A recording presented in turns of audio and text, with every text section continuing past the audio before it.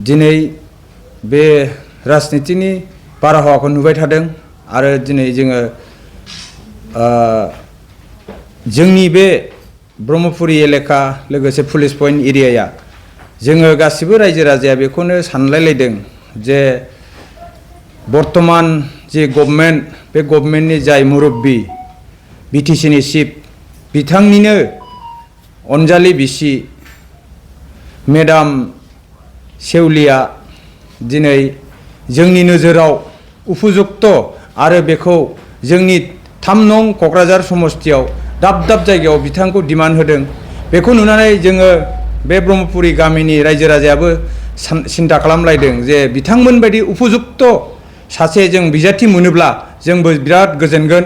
बिनि थाखायनो दिनै दाब दाब जायगानि 3 नं समस्तिनि रायजो राजाफ्रा जेरै मेडामखौ नागिरदों सेवलि बायद'खौ नागिरदों जोंबो बे ब्रह्मपुरी गामिनिफ्राय जों बायद'खौनो मस्ट वेलकाम खालामनो नागिरो आरो जोङो बेबायदि रोंखा राखा राफोद मावनो हानाय समाज सेबिकाखौ जों बे एरियायाव नागिरदों।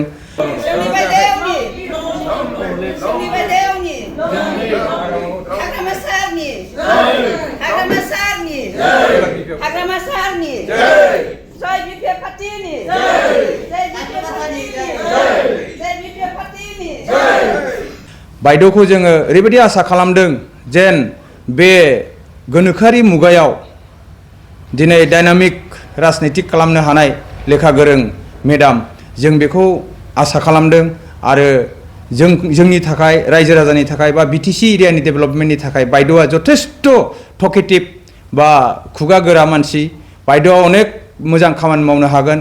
जि जायगायाव जोंनि बिटिसिनि चिफ बिथाङा जेरै मोजां मावगासिनो दं बिथांनिनो अर्धांगिनी अनजालि बिसिया जेरैबायदि रायजोखौ सेवा खालामो दा जोङो बयनिबो नोजोरखौ नायनानै एनालाइसिस खालामनानै नुयो जे बायद'आ जोंनि थाखाय उपयुक्त केन्डिडेट होननानै जों आसा खालामो। बिनि थाखायनो जों बायद'खौ जोंनि गासिबो रायजो राजाफ्रा जोंबो बायद'खौनो सायख'दों।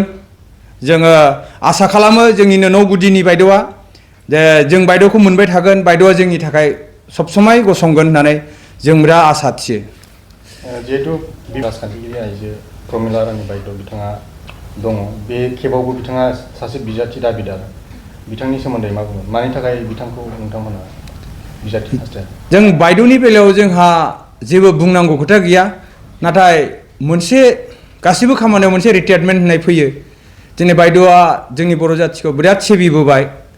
दिनै बायद'नि बैसोखौ जोङो एसे बैसो जानाय बायदि नुदों।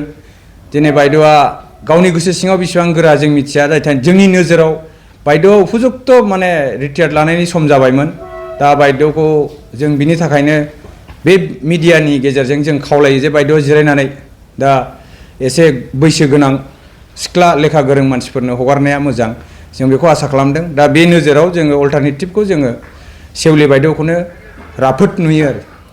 गमामायैनो जुदि सेवलि महिलारि बिथाङा टिकेट मोनमारोब्ला बिपिएफनि बिजाथि जामारोब्ला देरहागोनखौ माबायदि आसा खालामो नोंथाङा? दिनैनि दिनाव जों बे जिनिसखौ नुगासिनो दंखायो राजनितिकनि बारहावाखौ दे बायद'खौ सारिय'फाले जोंनि बे 3 नं समस्तिया कन्स्टिटुयेन्सिया 3 नं कन्स्टिटुयेन्सिया जों बायद'खौ बयबो डिमान्ड होदों आरो बायद'खौ जुदि दिनै जोंनि बिपिएफनि पेरेन्ट बडि आरो पलिसि मेकिं बर्ड पिएनबि आरो इयुथफ्रा आरो गासिबो रायजो राजाफ्रा जुदि बायद'खौनो सापर्ट होयोब्ला बायद'नि टिकेट मोननाया खाथां आरो बायद' टिकेट मोनोबा बहाय जेननायनि बाथ्रायानो फैया।